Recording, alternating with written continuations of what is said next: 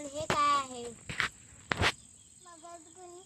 आणि या दोन्हीतलं म पासून तयार होणार कुठलं?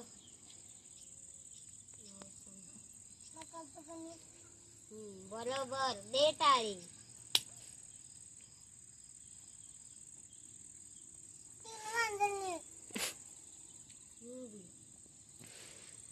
हे काय?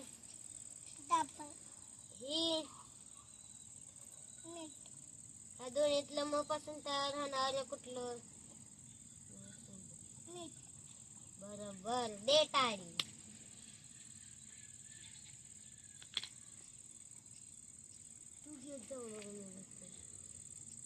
हे काय?